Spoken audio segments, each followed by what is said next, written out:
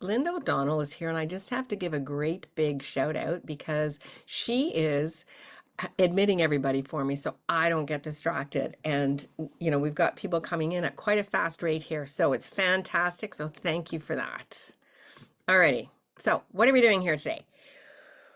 We are talking about powerful scenes, and what I'm going to do is talk about how you can structure a scene, regardless of the genre that you're writing in a way that's going to help with the pacing of your novel. It's going to add depth to the story. It's going to help you find plot holes, all kinds of interesting things. So who am I?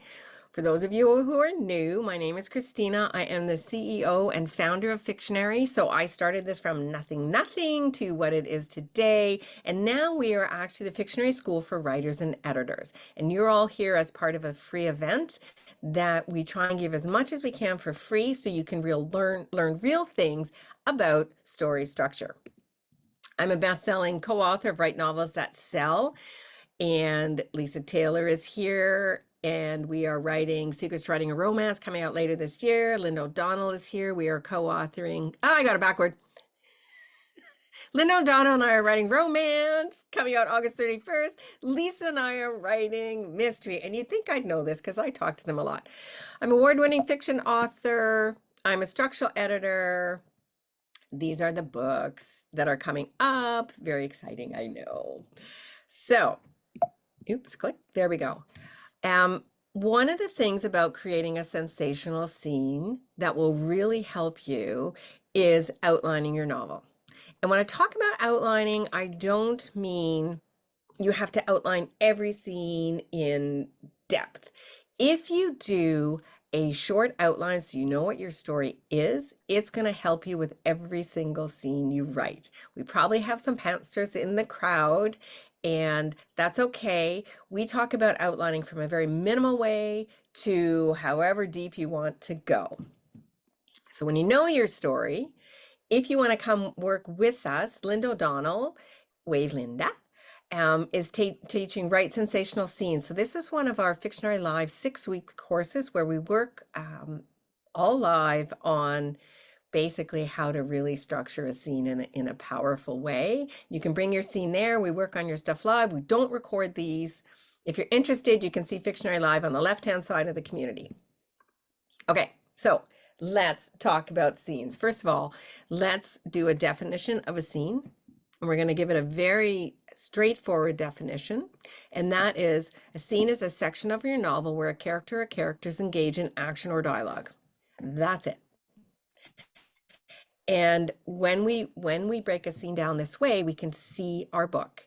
You might include one scene in a chapter, several scenes in a chapter, 10 scenes in a chapter. That's a structural decision, but the scene is structured in this way. So we're going to have an entry hook, which is just something that drives the reader to read the scene.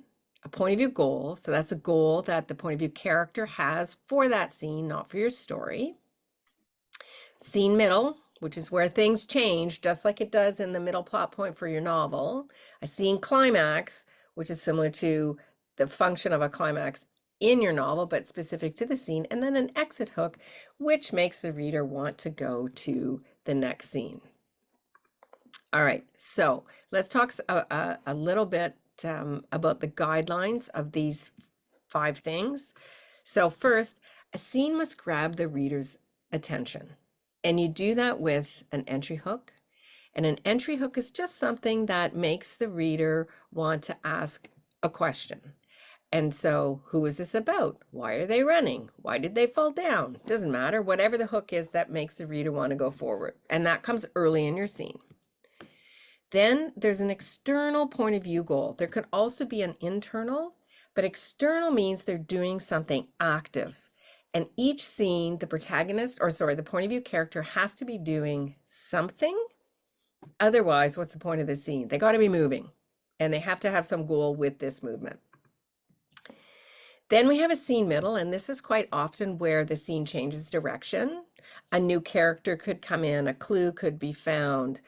All kinds of things can happen, and typically it's an obstacle in some way for the goal that the point of view character is trying to achieve.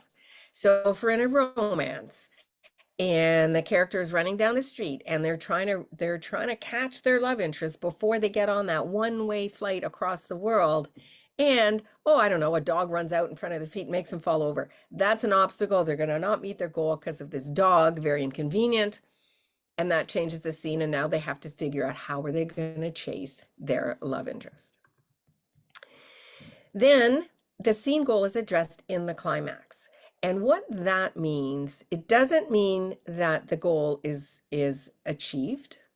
It means that something has happened to let the reader know either, so there's three ways the point of view character achieves the goal. So caught the love interest before the airport. They partially achieve the goal. Okay, they didn't get them at the airport. Oh, but they got flight information of where the flight's landing. Or they didn't achieve it at all, and they got to start in the next scene of continuing to achieve that goal. And so the reader has to be clear where they are by the end of the scene in relation to the point of view goal. And the goal can stretch many scenes. It doesn't have to be just one scene. It can be continuous across scenes until it actually happens. Then you want to make the reader turn the page. So don't solve things too nicely. You want to make sure that even if the protagonist catches up to their love interest at the airport, there's still a problem. And so that's the exit hook. What's going to happen next? And that's going to be dependent on your genre and where you are in your book. Okay. So Carter says, could an entry hook be seen as a scene's inciting incident and the exit hook as a resolution? Entry hook, yes, you could. We don't really want to have a resolution at the end of a scene, in the sense that if it's too closed off, the reader's not motivated to read further. And so you want to leave something open. The resolution is basically when things are all closed down and the story is over. So you want to be careful that you're not ending a scene so well that the reader's like, oh, I don't need to read anymore. We're all done. You want to keep a little open bit there. Okay, so let me just click through here. So I'm going to talk about something called a scene skeleton blurb. So for those of you who are familiar with Fictionary, we have a skeleton blurb for your novel, and that is your protagonist must do something, and that's their story goal. Otherwise, something bad will happen, and that's the story stakes. So that's for your whole novel. But we can look at a scene in the same way. And it's the shortest version you can make of a sentence. Sorry, airport mode. It's the shortest version you can make of describing your scene. And so it's who's the point of view character, what's their external goal, and what happens if it fails. So the goal can't be something with no consequences. And if it is, it's dull. The reader doesn't want to read that. If my goal is to answer the phone, of course, I just failed because it rang, but there's no consequences because I could see it was spam. That's fine, right? Doesn't matter. You think, oh, okay, well, that's boring. She wanted to answer her phone and nothing happens. But if I'm here and I can't really answer my phone, but that is a really important phone call I've been waiting for, that I'm getting a job offer, and if I don't answer, they're going to the next person, then there's consequences, and also there's conflict because I'm here presenting and I should be here presenting. I shouldn't be answering my phone.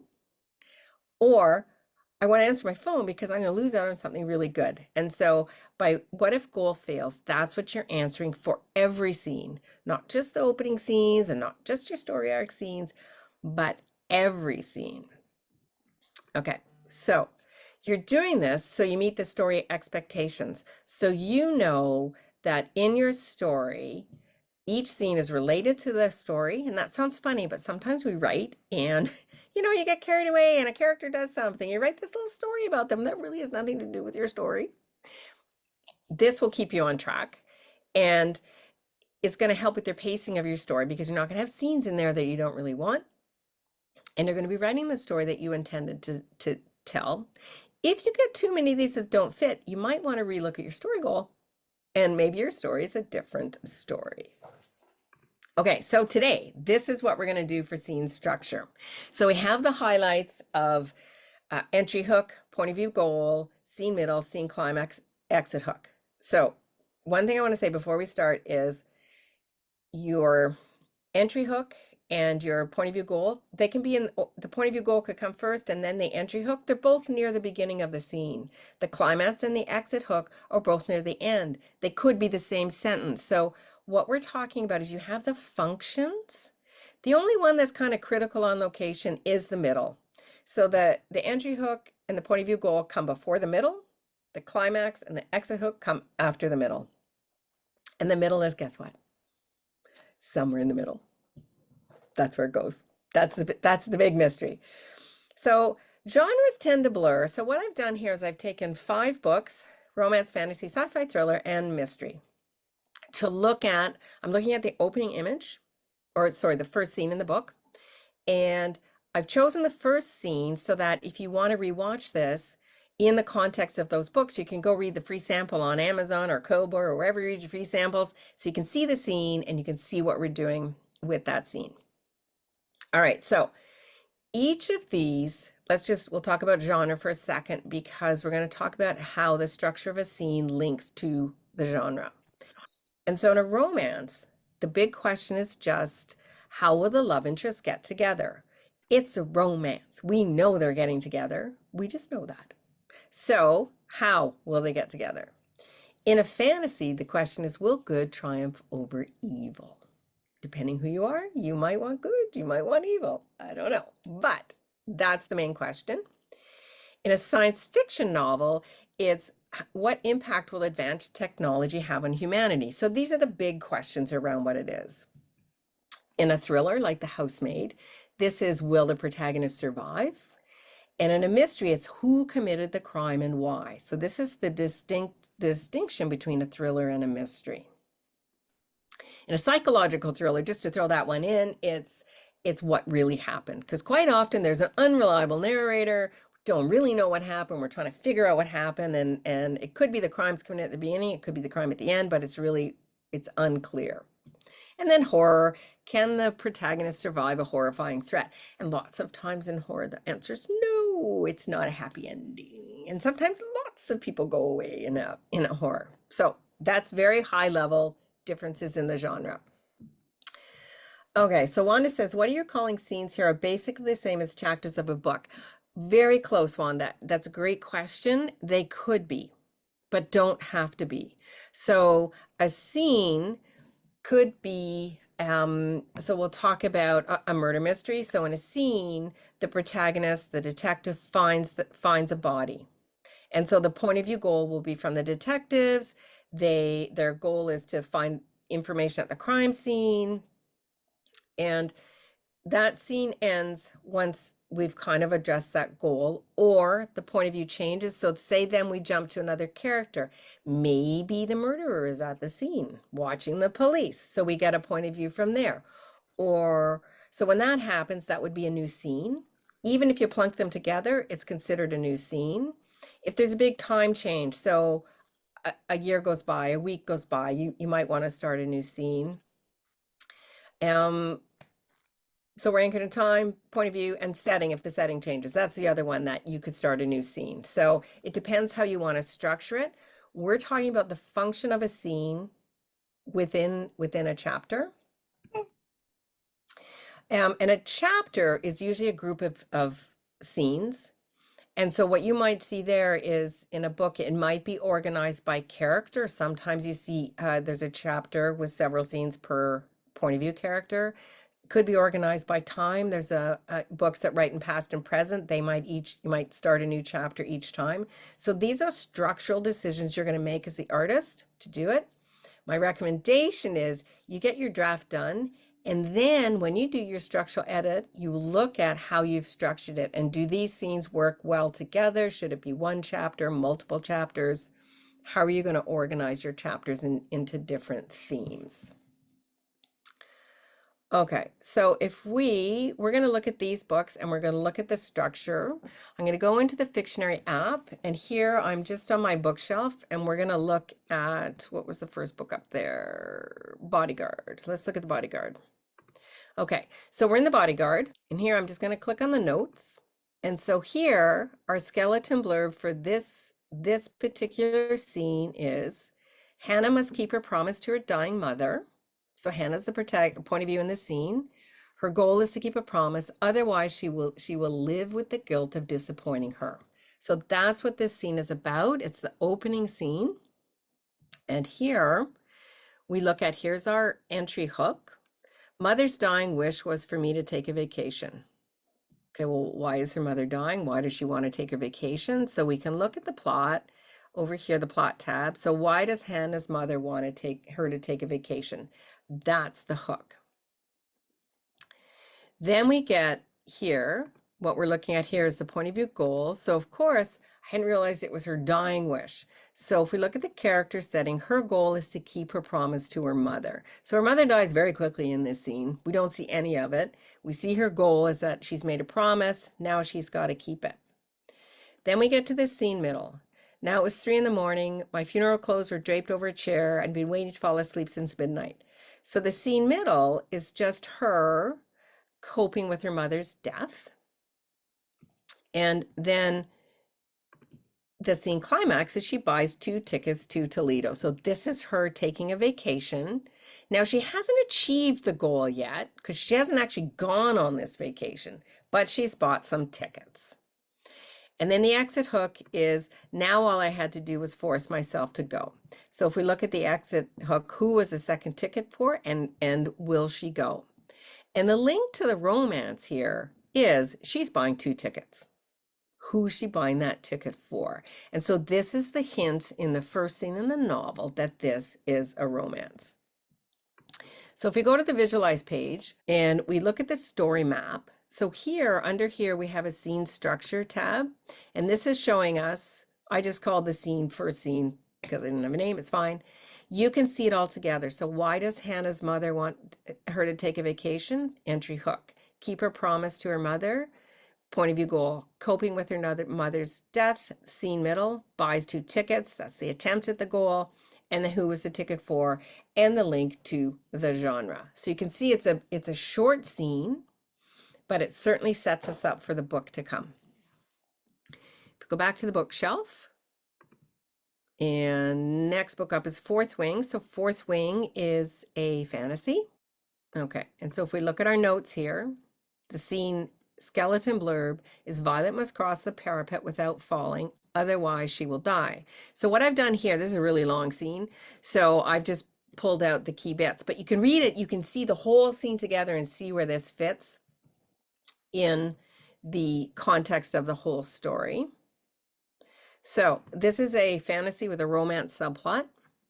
So we've got our entry hook. Conscription day is always the deadliest. So that's the opening line of the scene. And it sets the tone for the story. There's death. It's a fantasy. Something bad is happening. It's about violence. You get a ton of information on, first of all, what is it and why is it deadly? And so we can look at our hook here. Entry hook. So will Violet die? That's really the hook here. That's what we're looking for. Her goal, the line is, but I can handle my rucksack and I can handle myself. So this is all the way on page 3. This is a fantasy, so you have more leeway to set up your story world and what's going on. You'll see it's still very tense. By the time she gets here, it's full of motion, full of tension. It's a beautifully written scene. And her goal is to live. And at this moment in the story goal, up to here in the scene, she doesn't believe she has the skills. She has basically been transferred from being a librarian to a dragon rider.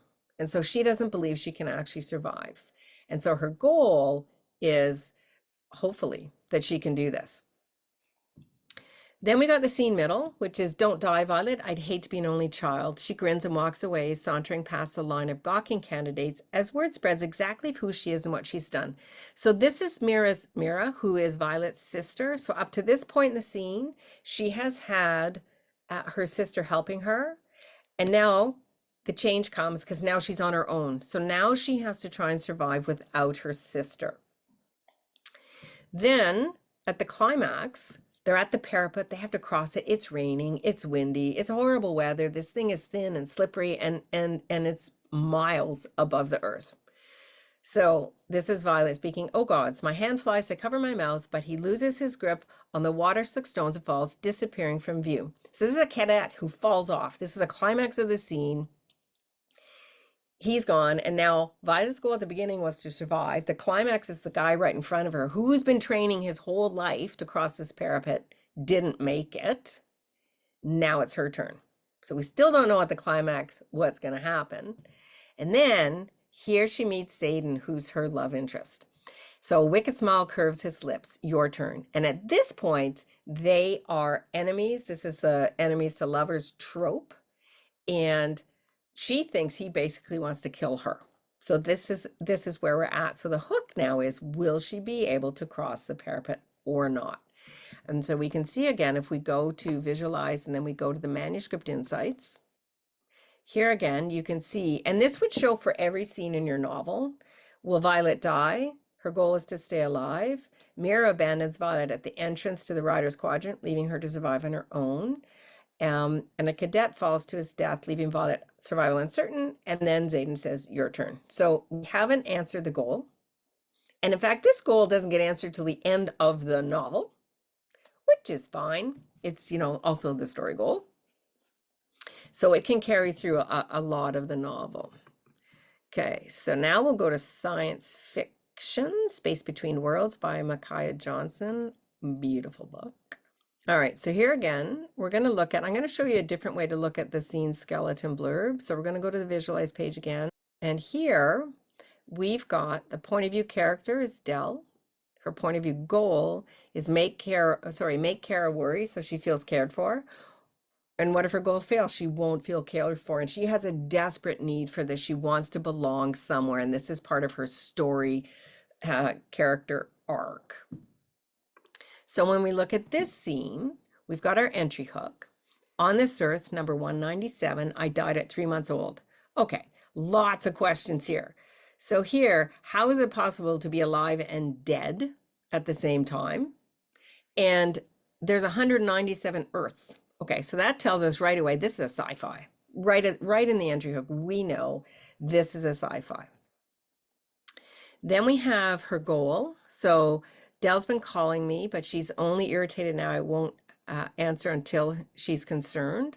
So her goal is make Kara worry so she feels cared for. That's her goal. Kara is her boss. And so there's a power dynamic between these two women also in play throughout this story with the romance subplot. In the scene middle, she lets Dell know that she's there. So she's made her worry, she's accomplished that, and now her goal is going to change. And this is a great thing to do in a scene middle is, okay, so here we are, fine, I'm going to let you know I'm still alive, which is what she's been holding off on. So if we look at the scene middle under the plot tab, we've got, she lets her know, and then we get to the scene climax, and here her goal changes. So the secondary goal now is she's got to download data. And so she does this in the scene. She gets this data from the Earth that she wants. And then in the scene climax, I steal a little more time exploring the place fate tried to keep me from. So here, the question is why, but she decides to stay longer, disobeying her orders at work. And the exit hook is I'm a little more valuable walking down the mountain than I was walking up. Well, why? We don't know, and we must read more. Oops, exit hook is over here, sorry. There we are. So why is Dell more valuable on this earth now versus before? And we don't know, and this is what we want to discover in the book. All right, so now we've got the housemaid. Okay, so the housemaid has a very interesting opening scene. We never find out who this character is until the end of the book. And there's a choice between two women, and it could be either one the way it's written. So it's really interesting how the author did this. So her entry hook is, if I leave this house, it will be in handcuffs. Okay, why? What house? What happened? Lots of questions there. So that's the hook. And the hook is, what crime has been committed? Because clearly if you're going in handcuffs. Then we go back to the character tab and we see the point of view goal. So it's to keep information from the police. So this happens very early in the story. Maybe they're hoping to trick me into telling them something I shouldn't. Good luck with that. So her goal is to just keep her mouth shut. That's it. Without that, she's going to give them information that's going to make her look guilty for whatever crime that we don't know what it is. And this is actually, this opening image is a prologue. If you're looking for a prologue to see how they work, this is a great one to look at. So then we look at the scene middle, and I don't know if anyone's noticed, but for all of these books so far, you see this little bar here. When I drag it from beginning to the end, it's right in the middle. The scene middle in all of these books happens in the scene middle. And that seems like so obvious a thing, but when you start writing, you'll be able, if you look at your scenes in this context, you'll be able to see if you front loaded or back loaded your novels or your scenes, and the scene is not balanced. And you can see I've got too much at the beginning or too much at the end. So it's a super helpful thing to look at. Then the police asks her, so she's still being interviewed, why did you go up there in the first place? So this is the attic, and there's a dead body up in the attic. And so they want to know, well, why did she go into the attic? Like, how did she find this body? I pressed my lips together. I told you, I heard a sound. So this is the scene middle. And here, they're still pushing her to ask questions. So she has not achieved her goal of avoiding being questioned, avoiding saying anything yet. And so at the scene middle, we know she's still struggling to achieve her goal. And then here at the climax, she looks at the cop and she thinks about him. She's thinking he's wondering if he's got enough to snap those cuffs on my wrist yet. He isn't sure. If he were sure, he would have done it already. So here, she understands she's not going to be arrested. They don't have enough information. Nothing's happened. So she's, in her mind, she has achieved her story goal. We won't actually know this till the end of the book.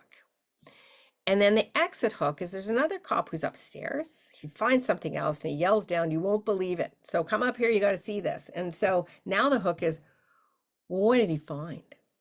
We don't know. And then chapter 1 goes back to the beginning of the story and off they go. And so it's a way of giving time for the story to build slowly by showing something really bad is going to happen to a character who we don't know who we don't know who. And then finally, we have Mean Streak by Sandra Brown. And Mean Streak is a mystery with a romance subplot. Emery is the protagonist. And so in this scene, if we look at her Scene Skeleton Blurb, Emery must keep moving, otherwise she will die. So this is also a prologue.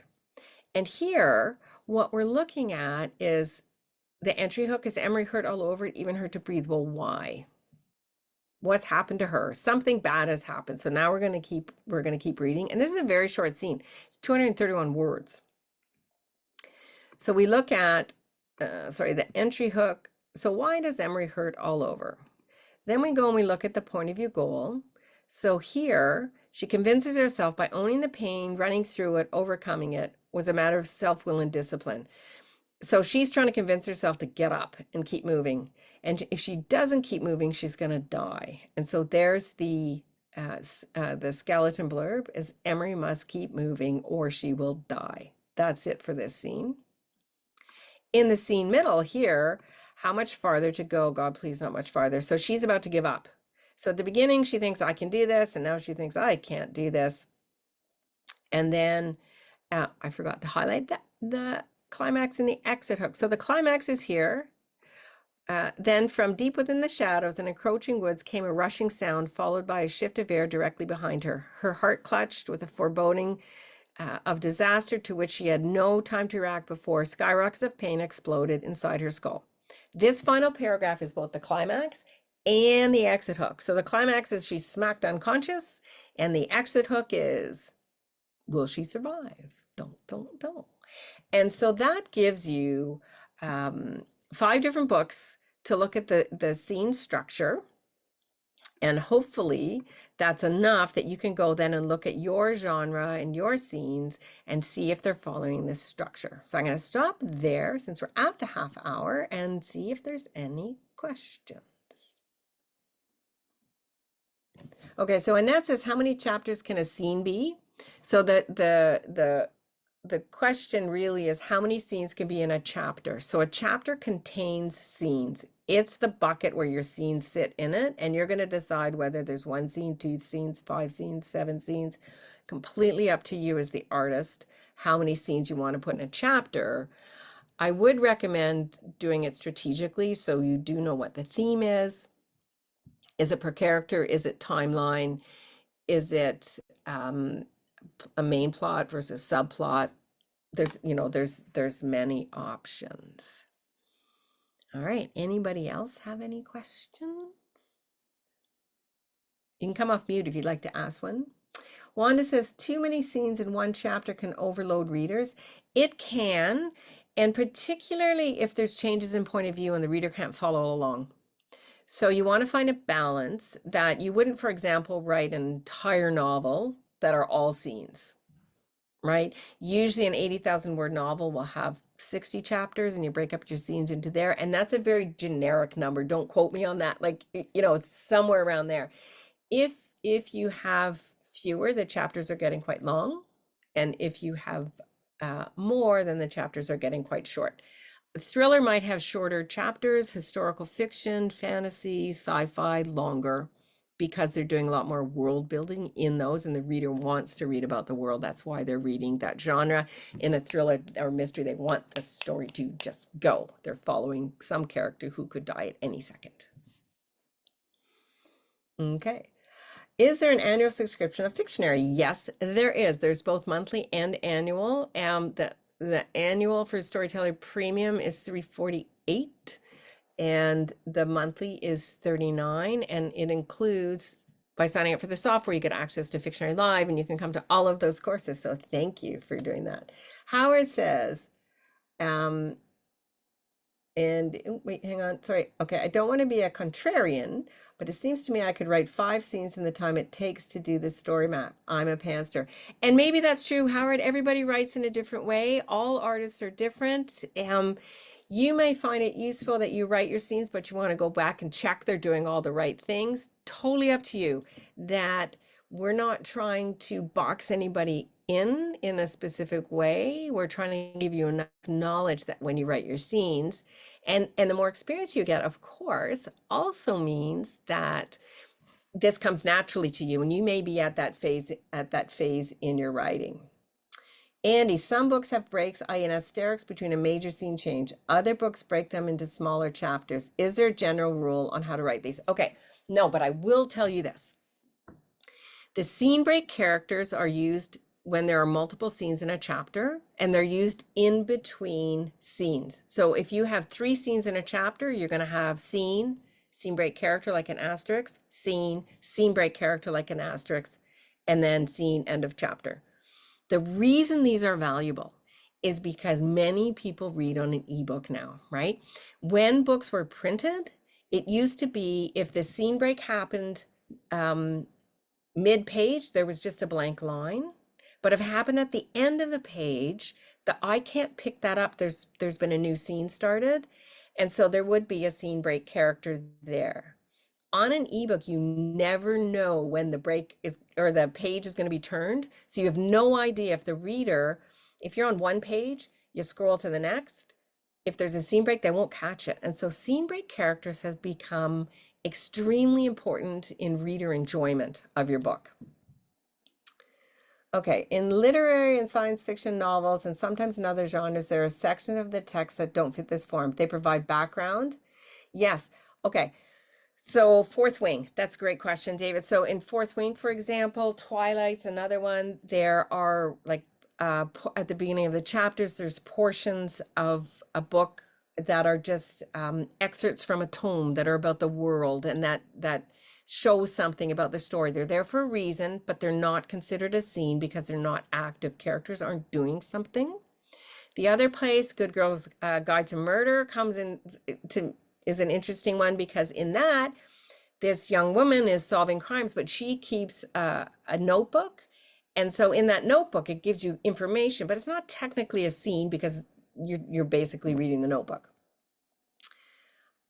Okay, what were the things, this is from Carol, you said that could change a scene? Okay, so yeah, when the point of view character changes.